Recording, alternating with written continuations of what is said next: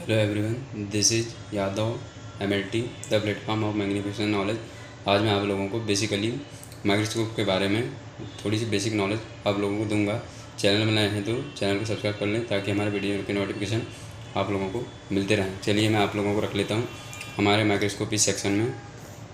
तो ये है हमारा कंपाउंड और लाइट माइक्रोस्कोप और ऑप्टिकल माइक्रोस्कोप। आज मैं आप लोगों को इसके बारे में बताने वाला हूँ। तो दोस्तों, ये हमारा माइक्रोस्कोपी सेक्शन है। मैं आप लोगों को बताता हूँ पार्ट्स ऑफ माइक्रोस्कोप के बारे में। तो ये है हमारे पास आई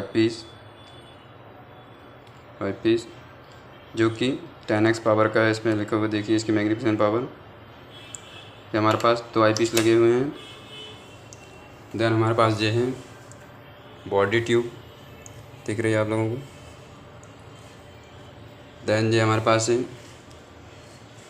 ऑब्जेक्टिव पीस।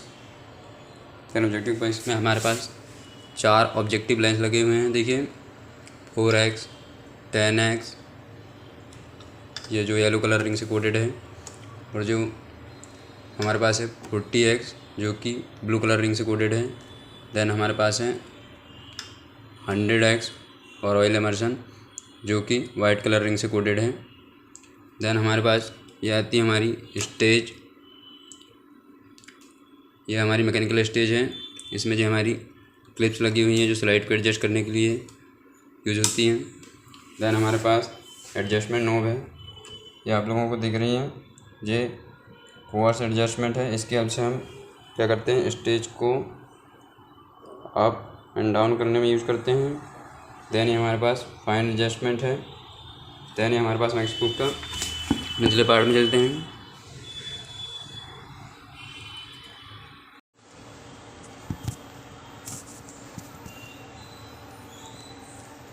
देन हमारे पास देखिए नेक्स्ट पार्ट ऑफ माइक्रोस्कोप जो जस्ट बिलो द स्टेज के नीचे है, जिसे हम कंडेंसर कहते हैं। देन कंडेंसर के नीचे हमारे पास ये डायफ्राम लगा हुआ है। देन ये हमारे पास इसलिए देखिए कंडेंसर को एडजस्ट करने, कंडेंसर से लाइट को एडजस्ट करने के लिए, लाइट के मान को कम ज़्यादा करने के लिए हमारे पास एडजस्टमेंट नॉब लगी हुई है। देन हमारे पास ये इल्यूमिनेटर है और लाइट सोर्स है। इसके नीचे एक बल्ब लगा हुआ है और ये हमारा बेस ऑफ माइक्रोस्कोप है।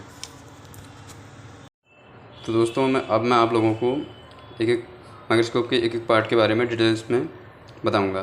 तो ये हमारे पास बेसिकली आई पीस क्या होते हैं दोस्तों, इन्हें हम आई पीस क्यों कहते हैं। बेसिकली दोस्तों, इनको आई पीस कहने का कारण ये है कि जब हम किसी ऑब्जेक्ट या स्पेसमैन को स्टेज में रखने के बाद उसके एग्जामिनेशन करते हैं, तो ड्यूरिंग एग्जामिनेशन प्रोसीजर के टाइम पे क्या होते हैं, जो आई पीस होते हैं वो बेसिकली हमारे आई के क्लोज में होते हैं और कॉन्टेक्ट में होते हैं।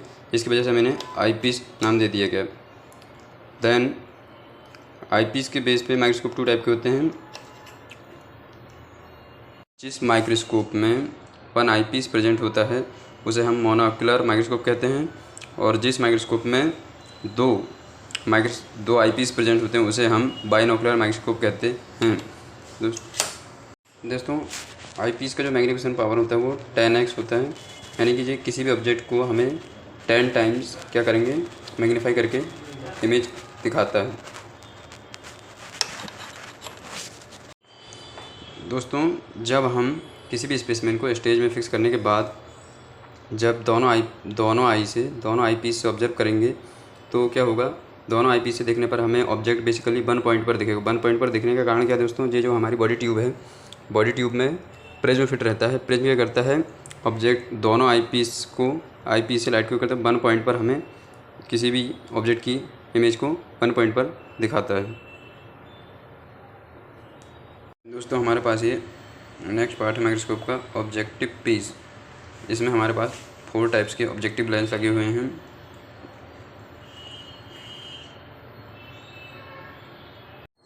देन दोस्तों, हमारे पास ये मैकेनिकल स्टेज है। इसमें हमारे पास इसे हम क्या कर सकते हैं, कोर्स एडजस्टमेंट की हेल्प से अप एंड डाउन कर सकते हैं। देन दोस्तों, हमारे पास है माइक्रोस्कोप का next part, that is condenser. ये है हमारे पास कंडेंसर। दोस्तों, कंडेंसर क्या करता है, जो लाइट सोर्स से निकलकर जो एपर्चर से पास होकर क्या हो रही है, यहाँ पर स्कैटर्ड हो रही है। देखिए आप, जो स्कैटर्ड हो रही है, इस लाइट को क्या करता है, ये स्कैटर्ड लाइट को कंडेंसर बेसिकली 1 पॉइंट पर कंडेंस्ड करता है।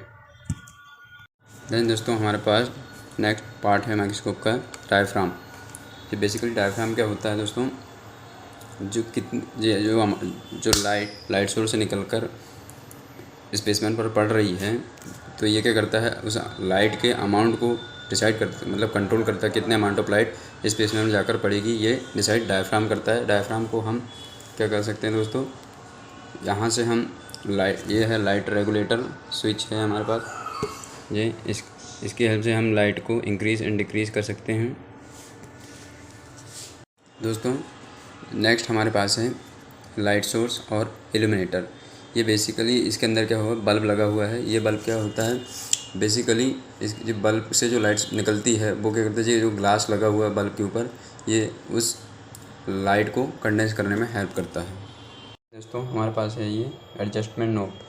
ये हमारे पास है कोवर्स एडजस्टमेंट। कोवर्स एडजस्टमेंट की हेल्प से हम जो स्टेज है, मैकेनिकल स्टेज को अप एंड डाउन कर सकते हैं। एडजस्टमेंट की जस्ट साइड में लगी हुई है हमारे पास ये fine adjustment knob. Fine adjustment knob की हेल्प से हम कोई भी इमेज को क्या करते हैं, बेसिकली क्लियर और बेटर विजुअलाइजेशन के लिए हम क्या करते हैं, फाइन एडजस्टमेंट करते हैं। फाइन एडजस्टमेंट को हम कम ज़्यादा करके इमेज को हम क्लियर और बेटर ऑब्जर्व कर पाते हैं, विजुलाइज कर। तो दोस्तों मैं आप लोगों को बताऊँगा कि प्रैक्टिकली कैसे हम स्लाइड को माइक्रोस्कोप में एडजस्ट करेंगे और कैसे ऑब्जर्व करेंगे। तो सबसे पहले हमें जो भी स्पेसिमेन या जो भी स्मेयर का एग्जामिनेशन करना है, तो उसको सबसे पहले क्या करना है, हमें मैकेनिकल स्टेज पर प्लेस करना। देन प्लेस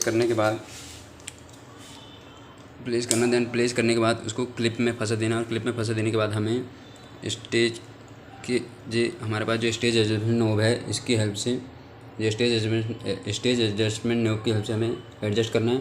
इसकी हेल्प से हम एंटीरियर पोस्टीरियर इसको कर सकते हैं, आगे पीछे। देन इसकी हेल्प से हम राइट लेफ्ट एडजस्टमेंट नॉब को के लिए हम कैसे किसी भी स्पेसिमेन का माइक्रोस्कोप में एग्जामिनेशन कैसे करते हैं। तो सबसे पहले हमें क्या करना है, जो स्लाइड है हमारे पास, ये हमारे पास सिकलिंग की स्लाइड है, इसको सबसे पहले हमें क्या करना है, मैकेनिकल स्टेज पर रखना है। देन मैकेनिकल स्टेज पर रखने के बाद हमें इसे क्या करना है दोस्तों, ये क्लिप्स की हेल्प से एडजस्ट कर देना है। देन एडजस्ट करने के बाद यदि मान लीजिए ये हमारे पास स्टेज एडजस्टमेंट नॉब है, इसकी हेल्प से, ये ऊपर वाली नॉब की हेल्प से हम एडजस्ट स्टेज को एंटीरियर एंड पोस्टीरियर मूव कर सकते हैं। एंड जो नीचे वाली नॉब है, इसकी हेल्प से हम स्टेज को राइट एंड लेफ्ट मूव कर सकते हैं। देन इसको हमें एडजस्ट करने के बाद जिस भी सूटेबल, देन दोस्तों जो लाइट सोर्स से निकलकर कंडेंसर से होते हुए ये जो एपर्चर से पास आउट हो रही है, ये जो एपर्चर से पास आउट हो रही है, एपर्चर से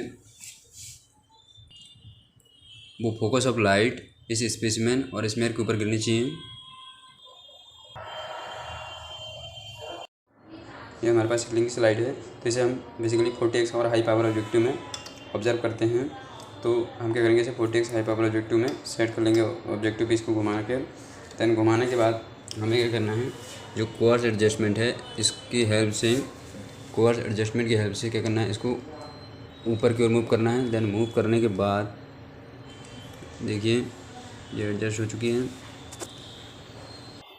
देन कोवर्स एडजस्टमेंट होने के बाद हमें क्या करना है दोस्तों, फाइन करना है। फाइन करके देखना है कि हमें फाइन करने के बाद हमें इमेज क्लियर और बेटर ऑब्जर्व होगी।